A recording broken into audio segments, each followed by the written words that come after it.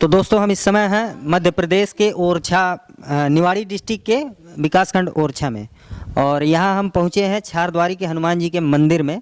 यहाँ विशिष्ट जानकारी लेंगे महाराज जी से, और आप लोग दिव्य दर्शन करिए। छायाकार महोदय से निवेदन करूंगा कि हनुमान जी का आप लोग दिव्य दर्शन कराइए। मंदिर परिसर में हम लोग आ चुके हैं और हम लोग बातचीत करना चाहेंगे, महाराज जी से जानना चाहेंगे। ऐसा बताया जाता है, तथा कथित लोगों के द्वारा ये बताया गया है कि जब भी आप राम राजा सरकार का दर्शन करने ओरछा नगरी में आते हैं तो वहाँ से दर्शन के उपरांत आपको यहाँ छारद्वारी में आ करके हनुमान जी का दर्शन करना चाहिए, तभी आपका ओरछा का दर्शन मान्य होता है। महाराज जी बहुत बहुत स्वागत है आपका हमारे चैनल पे। जय श्याम। शुभ नाम जानना चाहेंगे आपका? भानु प्रसाद वशिष्ठ। कब से आप यहाँ पे पदस्थ हैं पुजारी के रूप में? मेरी तीसरी पीढ़ी है। हाँ, और 2 पीढ़ी और नाना जी पिताजी, अब हमारे बालक के लोग भी पूजा करते हैं यहाँ पे। हाँ, तो तकरीबन 200 वर्ष तो आपके कार्यकाल को यहाँ हुआ होगा आपके परिवार से संबंधित। तो तकरीबन कितना प्राचीन मंदिर है हनुमान जी का? ये लगभग 400 वर्ष पुराना है। सन 1644 में इस मंदिर का निर्माण राजा मतकुर शाही की रानी कुंवर गणेश अवधपुरी से ओरछा लाई अवध नरेश, जो रानी राम जी को अयोध्या से पुख नक्षत्र में पैदल लाई थी, उन्हीं रानी के नाती हुए पहाड़ सिंह विदेव। ये पहाड़ सिंह विदेव इन हनुमान जी को गौड़वाना से लाए थे। इसके पीछे एक किंवदंती है, कहानी चलती है कि सबसे पहले शाहजहाँ का शासनकाल था, जिस समय उस समय ओरछा में राजा पहाड़ सिंह जी देव का शासनकाल था। तो उस समय गायों को हल में जोता जाया करता था। गौवध पाप नहीं माना जाता सब जगह। उस समय भारत में लगभग 1100 राज्य थे और हर राज्य में गौवध होता था। उस समय गौवध पाप नहीं माना जाता था। मुगल साम्राज्य में जब मुगल का शासन था, जी, मुगल साम्राज्य था, उस समय गौवध पाप नहीं माना जाता। लेकिन ओरछा के राजा बड़े विरोध करते थे इसका। ओरछा के बुंदेल राजा थे, इन्हें पता चल जाए कहीं कोई गौ माता पर कष्ट दे रहा तो पूरी सेना की शक्ति झोंक देते थे। तो इसके बारे में एक कहानी चलती है कि एक समय ओरछा के राजा को स्वप्न में आया पहाड़ सिंह देव को कि गौड़वानी में, अपने भारत में 1100 राज थे, ओरछा भी एक राज था, गौड़वाना भी एक राज था। तो स्वप्न में आया कि गौड़वाना में वहाँ का राजा गायों को हल में जोत रहा है। तो स्वप्न तो सही भी होता हो, गलत भी होता है, इसलिए अपने पत्रवाहक को, संदेशवाहक को वहाँ भेजा कि गौड़वाने में गौ माता की दशा दिख क्या है। तो भाट वहाँ पर गया, गौड़वाना में देखा गौ माता की दशा, और ओरछा आकर राजसभा में एक पद सुनाया। जो हम आपको पद सुना रहे हैं, ये पद ओरछा में, ओरछा की जो दास्ता है उसमें अभी प्रमाण के लिए रखा। उसमें उस भाट ने ओरछा के राजा को पद सुनाया। महाराज जी, पड़ी हैं पिशाचन बीच जो तत् है 8 याम, शुद्ध हूँ न लेत पापी तृणहूँ के खाने की, कान्हजू की कामधेनु करती हैं विलाप रोए, सो कपिला की जात कहूँ भाग नहीं जाने की। बोला महाराज जी, हाथी घोड़ा गधा कुत्ता बिल्ली इन्हें मालिक अगर प्रताड़ित करे तो ये भाग जाते हैं, लेकिन गौ माता एक ऐसी जाति है कि मालिक कितने ही मारे पीटे तो लौट के अपनी खूंटी पर शाम को वापस आती है। रोज रोज उठत भोर अरज करत राम जोशों, कब फौज चढ़ आवे तुमरे राज के घराने की। गौ माता प्रार्थना कर रही हैं राम जी से। रोज रोज उठत भोर अरज करत राम जोशों, कब फौज चढ़ आवे तुमरे राज के घराने की। वीर सिंह जू के कुंवर प्रबल पहाड़ सिंह जू, तेरी बाट जो हिती हैं गौएँ गौड़वाने की, तेरी राह हेरती हैं गौएँ गौड़वाने की। महाराज, वहाँ तो गौ माता की बड़ी दुर्दशा है। आधा बच्चा पेट में, आधा पेट के बाहर, उसके बाद भी मार कोड़े ज़बरदस्ती चलाते हैं। जो गौ माता हल में चलते चलते बैठ गई, फिर उसी जगह पर उसका कत्ल कर दिया जाता है और दूसरी गौ उसमें फिर जोत देते हैं। इतना अत्याचार है गौ माता पर। राजा ने जैसे सुना तो राजा के नेत्रों से अश्रुधार बहने लगी। राजा ने सेनापतियों को आदेश दिया, चलो चलते हैं तुरंत युद्ध के लिए। ओरछा से तुरंत पूरी सेना लेके इस जगह तक आए। यहाँ पहले हनुमान जी का ये श्री विग्रह नहीं था, ना हनुमान जी का मंदिर था। एक बगल में एक बावड़ी बनी है जो वीर सिंह देव ने, जिनने झांसी का किला बनाया जिस राजा ने, उन्हीं राजा के द्वारा ये बावड़ी बनी बगल में। तो इस बावड़ी में जल के सहारे से सभी यहाँ पड़ाव डाला गया। सेनापतियों से मंत्रणा की गई कि अब किस तरह से हमें युद्ध में विजय श्री प्राप्त हो।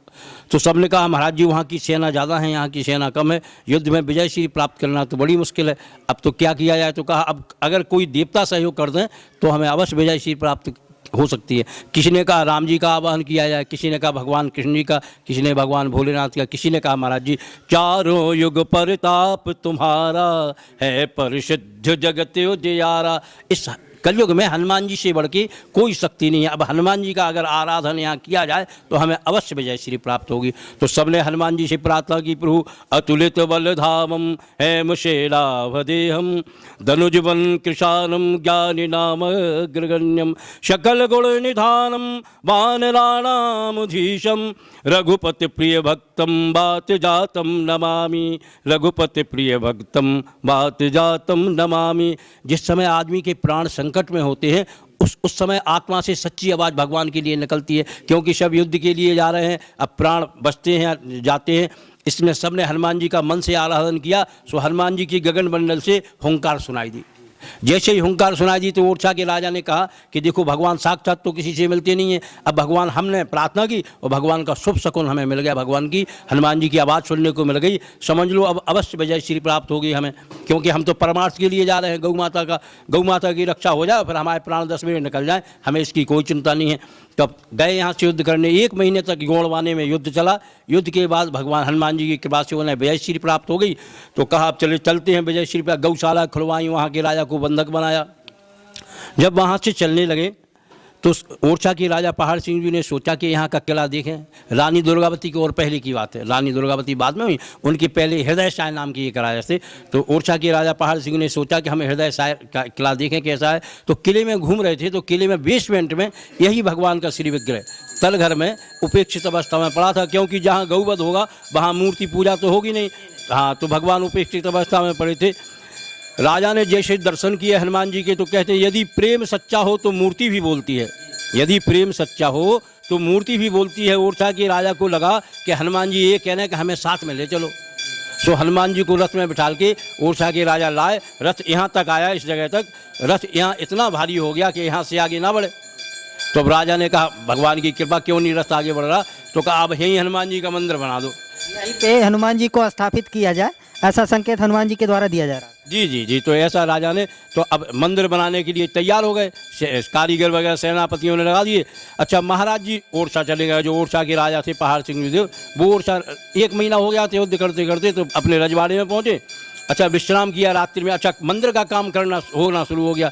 मंदिर जब तक सुबह राजा दरबार में बैठे 10 बजे तक मंदिर की द्वारी तक मंदिर का निर्माण हो चुका था।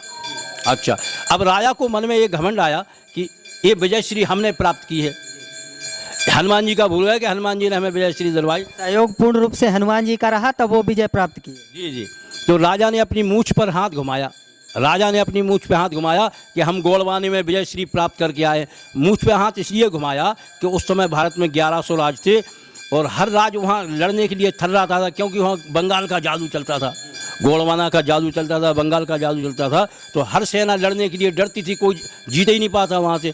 तो अब जब ये जीत के आए ओरछा के राजा तो इन्हें घमंड आ गया। इनने जैसे ही मूछ में हाथ घुमाया और हनुमान जी ने अपनी पूंछ घुमाई, यहाँ जो मंदिर बन रहा था अपने आप कंपन होने लगा। कारीगरों ने कहा सेनापतियों से, महाराज जी मंदिर कप रहा है, क्या कारण है? सेनापतियों अरे चलता है, चलने दो काम। अब 1 दिन 2 दिन मंदिर के ऊपर जो निर्माण कार्य हो अपने आप छार हो के नीचे गिर जाए। सेनापति आश्चर्य में दौड़े महाराज जी के पास, महाराज जी परसों नरसों से द्वारी तक तो मंदिर बन गया, द्वारी के बाद जो भी निर्माण कार्य होता अपने आप छार होकर गिर जाता है। राजा ने कहा कितने बजे से? कहा महाराज जी नरसों 10 बजे से, दिन में 10 बजे से। राजा समझ गया कि हमने जिस समय मूछ पे हाथ घुमाया उसी समय से हनुमान जी ने एक कला दिखाई। अब राजा ओरछा से दौड़ के आए हनुमान जी के पास, हनुमान जी को साष्टांग किया, हनुमान जी से प्रार्थना की, प्रभु हमसे गलती हो गई, जो हमने कहा कि हमने विजय श्री प्राप्त की, ये तो विजय श्री आपकी कृपा से प्राप्त हुई है, अब हमें क्षमा कर दो। क्योंकि जिस राज्य में देवता बिना छत्र के हों और राजा महलों के अंदर हो, ऐसे राजा का विनाश होता है। तो प्रभु अब हम लौट के वापस नहीं जाएंगे, हम अपना यहीं प्राणांत कर देंगे जब तक आपका मंदिर नहीं बनेगा, और हमें क्षमा कर दो। अब राजा ने सीताराम सीताराम बोलना शुरू किया, लगभग 11 घंटा बिना अन्न जल के सीताराम सीताराम बोला। तो हनुमान जी प्रसन्न हो गए, कारीगर सब लग रहे थे काम करने के लिए, अब जो काम करें तो लगा के अब दीवार में थोड़ा मजबूती आई है। अच्छा, द्वारी के ऊपर जो छाड़ होने की क्रिया थी, इसलिए ओरछा के राजा ने छाड़द्वारी नामकरण किया इस मंदिर का, छाड़द्वारी के हनुमान जी। अच्छा, राजा विधिवत रूप से प्राण प्रतिष्ठा करके हनुमान जी की ओरछा चले गए। ओरछा जाने के बाद फिर हनुमान जी ने ओरछा के राजा को स्वप्न में कहा कि तुम्हारे मन में ये संदेह रहा होगा कि हम यहाँ से आगे क्यों नहीं गए। उसका एक कारण ये है कि ओरछा में राम जी राजा के रूप में विद्यमान है। विश्व में ओरछा एक ऐसी जगह है जहाँ किसी देवता को राजा के रूप में पूजा जाता है। बाकी मथुरा, वृंदावन, बनारस, काशी इत्यादि हर जगह मूर्ति के रूप में पूजा होती है, भगवान के रूप में पूजा होती है, लेकिन ओरछा में राजा के रूप में पूजा होती है। इसलिए ओरछा में राम जी राजा के रूप में विद्यमान है। तीनों तरफ नदियां हैं, तो बाल स्वरूप हनुमान जी विराजे थे। ये पश्चिम दिशा से कोई भी सुरक्षा का साधन नहीं था, इसलिए हनुमान जी ने कहा कि पश्चिम द्वार रहा बलवाना, हम पश्चिम दिशा से राम जी के राज्य की रक्षा करने के लिए यहीं रह गए हैं, यहीं से राम जी के सरकार के दरबार की रक्षा करेंगे। तब से ऐसा माना जाता है कि हनुमान जी राम जी के दरबार में नित्य पहुंचते हैं। राम जी की आरती से 1 घंटे पहले यहाँ की आरती होती है सुबह, और 1 घंटा पहले शाम को यहाँ होती है। यहाँ राम जी का पहला लगा हुआ प्रसाद, राजभोग प्रसाद, हनुमान जी की सेवा में नित्य आता है रोज। ऐसा क्या कारण है कि जो भी आगंतुक भक्तगण ओरछा नगरी में दर्शन हेतु आते हैं तो उनका दर्शन पूर्ण क्यों नहीं माना जाता है अगर वो चारद्वारी नहीं आते हैं? जी, ये सिद्ध पीठ है, तपस्वी भूमि है हनुमान जी की। ये हनुमान जी गोड़वाना से आए हैं, तो जादुई हनुमान जी हैं, इनमें कई प्रकार का, वहाँ तो पूरा जादू चलता था। तो हनुमान जी की कृपा से ही विजय श्री प्राप्त हुई। तो ये हनुमान जी की सिद्ध पीठ है, इसलिए ओरछा में जो भी दर्शन करेंगे फिर इन हनुमान जी के दर्शन करेंगे तो दर्शन पूर्ण माना जाता है, ऐसा माना जाता है। हनुमान जी कहीं से चल करके और यहाँ पे आए, चारद्वारी में स्थित हुए भगवान श्री रामचंद्र जी के रक्षा के लिए। भगवान श्री रामचंद्र जी अयोध्या से 3 वचनों को, वो 3 वचन आप बताने की कोशिश करिए हमारे दर्शक बंधुओं को कि क्या 3 वचन थे जो रानी के सामने रखे थे। राम राजा सरकार जब यहाँ आए तो श्री रामचंद्र जी के वो 3 वचन कौन से? जी, रानी जैसे ही सरयू किनारे से बाहर आई राम जी को गोदी में लेके, तो राम जी ने 3 वचन बोले, महारानी मैं चल तो रहा हूँ आपके साथ में, लेकिन 3 वचन है। एक तो ये कि जहाँ तुम हमें ले चल रही हो वहाँ उस ओरछा नगरी का राजा मैं होऊंगा, आपका पति नहीं होगा। तो चूंकि उन्हें अपने पति पर विश्वास था रानी को कि धार्मिक पति हैं जो साक्षात राम जी को लेके जा रही है रानी, तो राजा को तो बड़ा घमंड हुआ, बड़ा अपमान हुआ कि मेरी रानी, 3 रानियाँ थीं चूँकि राजा की, तो एक रानी तो ऐसी भक्तमती को जो साक्षात राम जी को साथ में ला रही हैं। तो इसलिए जहाँ मैं बैठ जाऊँगा वहाँ से वहाँ का राजा मैं रहूँगा, और जहाँ मैं बैठ जाऊँगा वहाँ से उठूँगा नहीं। तो जैसी रानी राम जी को लाई और अपने रसोई घर में बैठाला, तो राम जी ने कह दिया कि देखो अब यहाँ का राजा मैं हूँ, और जहाँ बैठा दोगी वहाँ से उठूँगा नहीं। तो इसलिए 2 शर्त हो गई। अच्छा, और तीसरी शर्त भी राजा ने स्वीकार की कि वहाँ का पूरा नगर उजड़ कर दूंगा, कीनर कर दूंगा वहाँ। अच्छा, और वंशानुक्रम बढ़ेगा नहीं, जो वहाँ का राजपाट का राजा का वंशानुक्रम है वो बढ़ेगा नहीं, ये तीसरी शर्त थी भगवान श्री राम से। हाँ नहीं, पुख नक्षत्र में एक थी कि मैं यहाँ से पुख नक्षत्र में पैदल चलूँगा, ये पहला वचन था। जी, यहाँ से पुक्ष नक्षत्र में पैदल चलूँगा, जहाँ बैठा दोगी वहाँ से उठूँगा नहीं, और वहाँ का राजा मैं रहूँगा। तो रानी ने जैसे राम जी को बिठाला ओरछा में और राज तिलक राम जी को कर दिया। राजा मदगुण साहिब भी इतने धार्मिक राजा थे, उनने अपनी पगड़ी उठाकर राम जी के चरणों में समर्पित की, प्रभु आज से ही आप यहाँ के राजा हो, हम तो कारवाहक राजा रहेंगे लेकिन मुख्य राजा तो आप हो। और आज भी वही श्री रामचंद्र जी को राजा के ही रूप में यहाँ पे ओरछा नगरी में पूजा जाता है। कौथी लगभग पहली पीढ़ी में आपके जो पूर्वज थे इस मंदिर के, हनुमान जी के मंदिर के, उनका नाम जानने की? उनका मनी रामदास जी पांडे थे। उनके पश्चात कौन यहाँ के पुजारी, मुख्य पुजारी के रूप में? श्री सीताराम दास जी महाराज। और उसके बाद आपकी नियुक्ति हुई, और महंत जी हैं त्रिलोकी रामदास जी महाराज, वो भाई हैं हमारे।